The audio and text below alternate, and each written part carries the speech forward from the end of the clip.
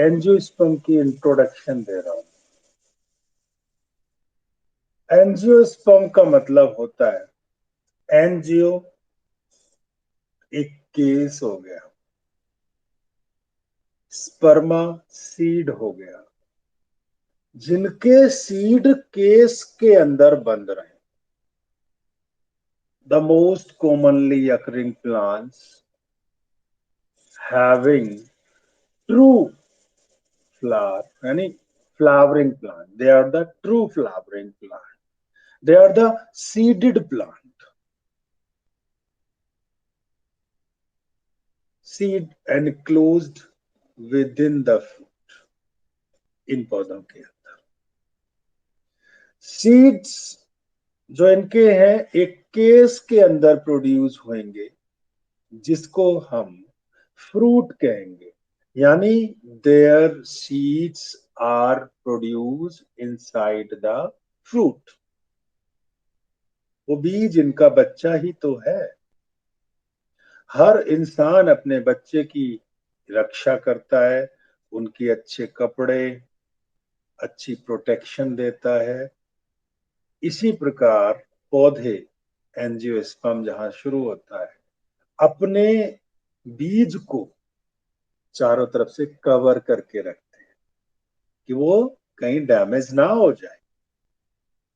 और आप लोग क्या करते हो, उनके बीज, उनके फलों को खाया और बीज को कहीं भी फेंक दिया।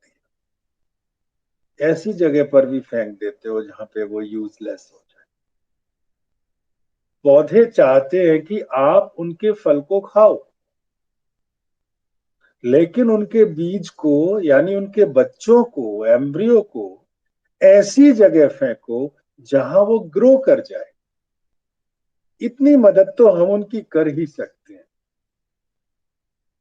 अगर आप कार में, बस में कहीं जा रहे हैं, आपने जामुन खाई हैं, आम खाए हैं, कोई सा भी सीड वाला फल खाया है, तो गुठलियां एक थैली में ले जाओ और अपनी कार या बस या ट्रेन की विंडो से जहां साइड में मिट्टी वगैरह हो, खेत से हो, रोड साइड में उनको दो चार डाल। आपको उसमें कुछ काम थोड़ी करना पड़ा, बस। लेकिन वो सारे सीड नए बच्चों को जन्म देंगे और हमारा देश काफी हरा भरा हो जाएगा। आप बिना कुछ किए हुए भी इसमें बहुत कुछ कर दो। तो एंजियोस्पर्म सीडेड प्लांट है, flowering plant. Wide variety of angiosperm पाई जाती है, बहुत तरह के पौधे, इतना छोटा जिसे आंखों से ना देखा जा सके,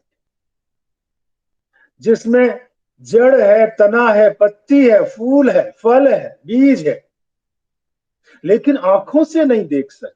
माइक्रोस्कोपिक प्लांट है जिसका नाम है वुल्फिया, माइक्रोस्कोपिक एंजियोस्पर्म।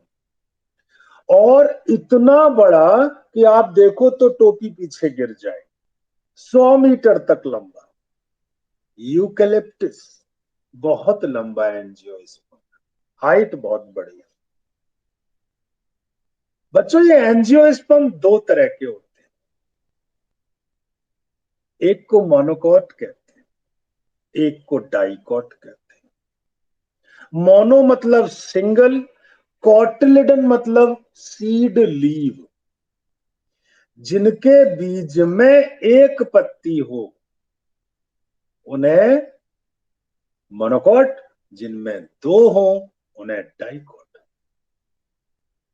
आप चने को पानी में डाल दीजिए, चना दो हिस्सों में खुल जाता है। दालें, छोले, मटर दो हिस्सों में खुल जाता है ना, तो वो डाइकॉट है।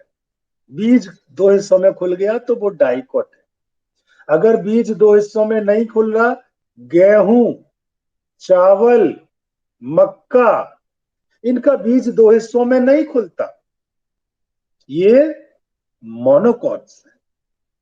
तो seed bears only a single cotyledon, वो मोनोकॉट कहलाएंगे। Seed bear two seed leaves और टू कोटिलिडन। वो डाइकॉट कहलाएंगे।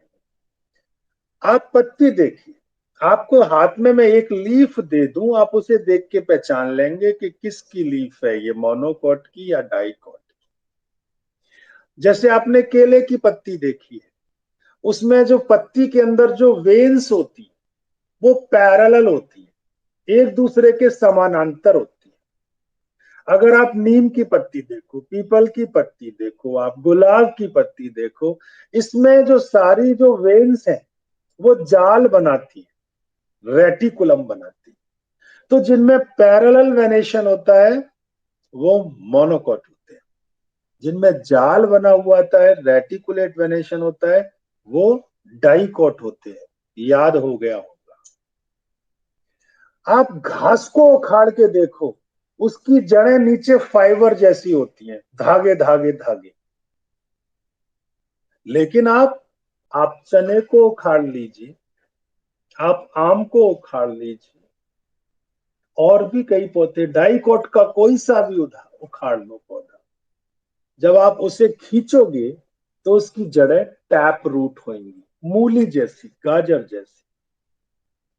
लेकिन जो मोनोकोट्स हैं उनमें फाइब्रस, धागे जैसी जड़ें होती। अब आपने एक पौधे का स्टेम काट दिया, उसके अंदर आपने वैस्कुलर बंडल देखे। जाइलम एंड फ्लोएम को वैस्कुलर बंडल कहते हैं, क्योंकि ये वेसल्स वगैरह से बने होते हैं और सप्लाई किया करते हैं पानी की, मिनरल की, खाने की। तो जो मोनोकोट होते हैं उनके वैस्कुलर बंडल पूरे में स्कैटर्ड होते हैं, और जो डाइकोट होते हैं उनके वैस्कुलर बंडल एक रिंग बनाया करते हैं। आप स्टेम में आराम से एक गोल रिंग देख सकते हैं। ये डाइकोट और मोनोकोट का डिफरेंस था।